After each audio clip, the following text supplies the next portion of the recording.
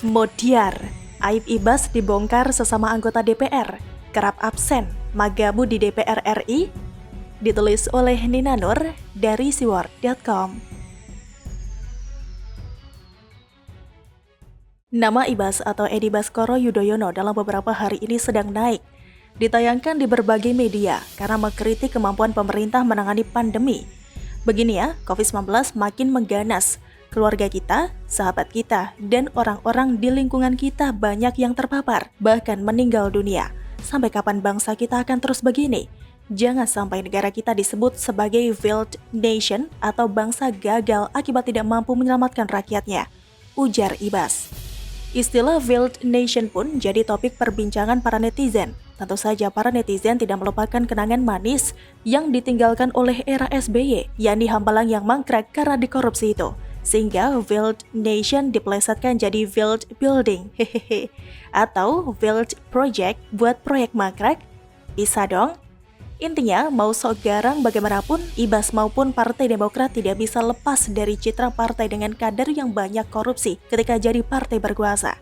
Sehingga kritikan Ibas tidak mengundang simpati ataupun dukungan publik, malah dilihat sebagai orang yang merecoki kerja keras pemerintah dalam menangani pandemi dan pemulihan ekonomi.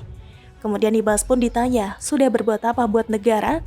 Tidak berhenti sampai di situ saja. Kritik Ibas pun berbuntut panjang hingga aibnya sendiri malah dibongkar oleh sesama anggota DPR RI. Siapa? Andre Rosiade dan Ahmad Baidowi atau Awik.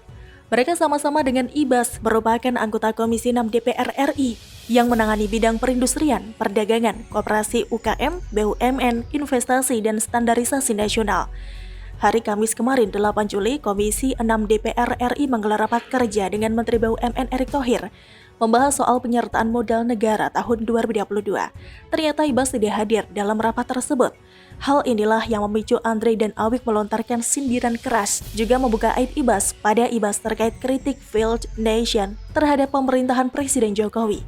Saya sebagai sesama anggota Komisi 6, saya mengajak Mas Ibas untuk hadir dalam rapat-rapat di Komisi 6 dengan mitra-mitra kita. Hadir ini bisa hadir secara fisik maupun secara virtual, ujar Andre di depan para awak media.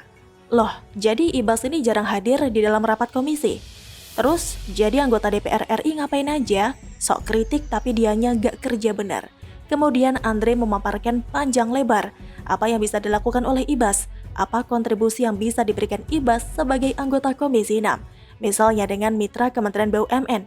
Untuk BUMN, Mas Ibas bisa memberikan masukan bagaimana BUMN farmasi kita bisa meningkatkan pelayanan vaksin kepada masyarakat, ujar Andre. Paparannya panjang seperti ngasih kuliah ke mahasiswa. Lengkapnya bisa dilihat di detik.com. Jadi, daripada berteriak di luar, lebih baik Mas Ibas hadir dalam rapat. Karena sayang sekali, Mas Ibas dipilih oleh ratusan ribu orang, tapi Mas Ibas tidak hadir dalam rapat. Sekali lagi, hadir bisa secara fisik maupun virtual. Pungkas Andre. Kelak, mak jelek. Oh gitu kelakuannya. Apa kata Ahmad Baidowi atau Awik? Saya itu satu komisi dengan Mas Ibas. Dia juga mengikuti perkembangan di Komisi 6. Nah, langkah produktif jika hal tersebut disampaikan dalam rapat resmi, bukan di media, ujar Awik menyindir Ibas. Ada pepatah jangan main api jika tidak mau terbakar. Giliran dikritik balik kok malah sewat. Kami sebagai partai koalisi sama sekali tidak ABS atau asal bapak senang. Jika ada kebijakan pemerintah tidak pas, kami kritik ataupun memberikan saran atau masukan, terutama melalui jalur konstitusional yang tersedia. Lanjut Awik. Sebelumnya, Awik memang membalas kritik Ibas dengan menyayangkan sikap pesimistis yang digaungkan oleh Ibas dan AHY. Awik mempertanyakan apakah Ibas dan AHY mau ikut bersama-sama negara menangani pandemi? Jika berjiwa negarawan, harusnya Ibas dan AHY membantu negara. Kritik boleh, yakni kritik yang membangun, bukan justru melemahkan dengan sikap pesimisme, ujar Awik.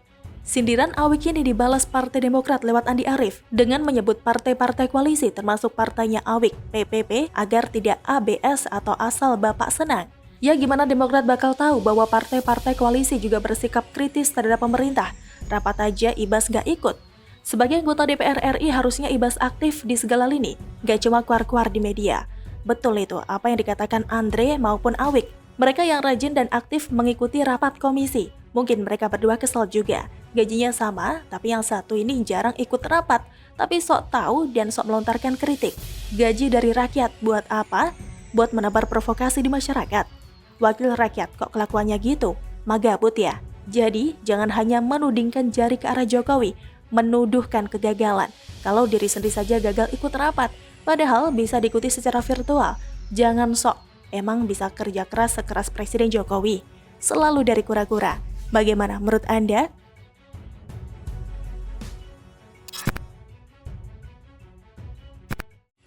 Bodiar, dukung mahasiswa turunkan Jokowi. Novel Bamukmin kena skakmat Ferdinand Hutahayan. Ditulis oleh Ferry Padli di siwar.com. Kalau masih ada yang bilang Presiden Jokowi itu gak serius bekerja, sepertinya yang mengatakan itu kurang referensi atau bahan bacaan.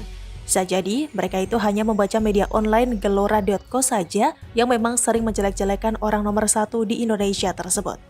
Karena kalau mau melihat lebih luas, ada banyak kok pencapaian Jokowi selama ini, serta kebijakannya yang bermanfaat buat rakyat.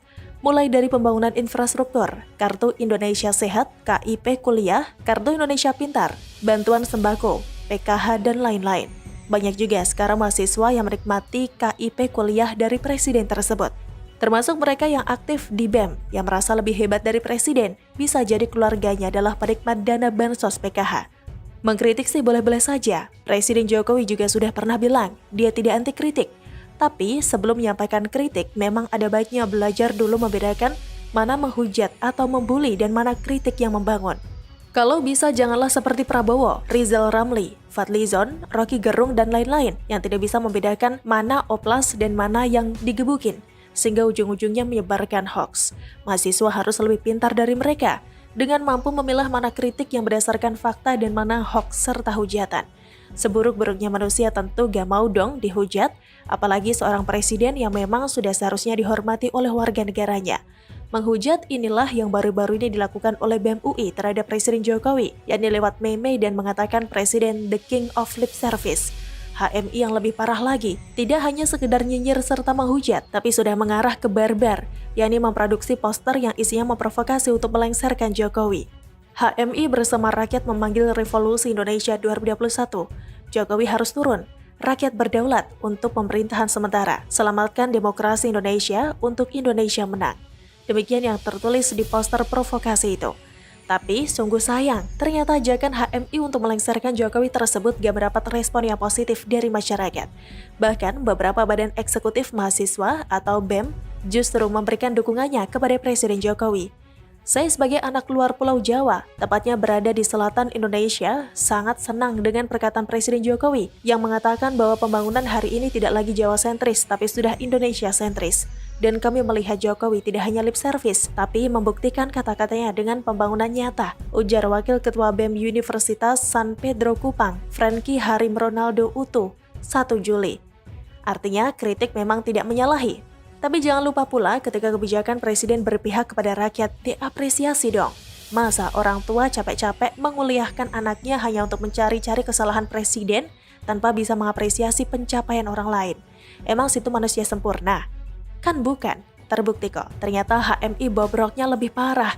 Setiap kongres selalu rusuh, mulai dari saling kejar, saling lempar kursi, menghancurkan fasilitas yang ada di tempat kongres. Termasuk juga saat kongres di Riau pada tahun 2015 lalu. Beberapa fasilitas yang ada di gelanggang remaja tempat kongres itu hilang. Entah siapa yang mencurinya, hehehe.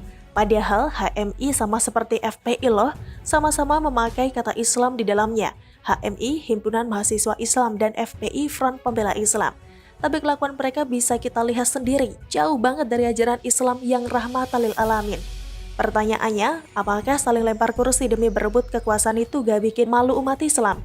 Jadi sebelum hendak melengsarkan Presiden sudah sebaiknya HMI introspeksi diri dulu. Jangan sampai gajah di pelupuk mata tidak nampak, semut di seberang lautan nampak.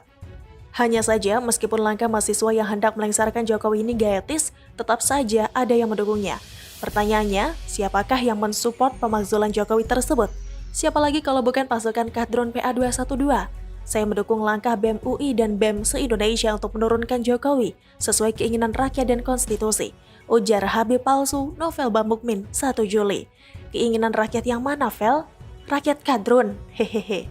Uang berdasarkan hasil survei kepuasan masyarakat terhadap kinerja Jokowi tinggi kok. Bahkan menurut Indobarometer, tingkat kepuasan masyarakat terhadap presiden terus meningkat. Dari 70,1% pada Februari 2021 menjadi 71,3% pada Mei 2021. Suka banget novel ini mengatasnamakan rakyat. Padahal rakyat kadrun jumlahnya hanya secuil dan mikirnya terbalik pula seperti kampret yang sedang tidur.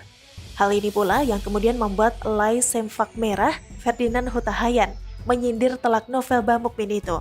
Masalahnya Vel, BEM gak mungkin bisa turunkan Jokowi. BEM yang tidak dukung Jokowi itu cuma segelintir, hanya jadi riuh karena bawa-bawa nama BEM dan predikat sebagai pengurus BEM, jadi seolah-olah mewakil mahasiswa. Padahal tidak. Sudah, jangan coli politik terus, ujar Ferdinand tanpa teh dengaling-aling. Hahaha. Habib KW diingatkan jangan coli politik oleh Lai Ferdi. Dan sebaiknya tidak hanya coli politik, tapi coli yang lain juga jangan dilakukan. Bagaimana menurut Anda?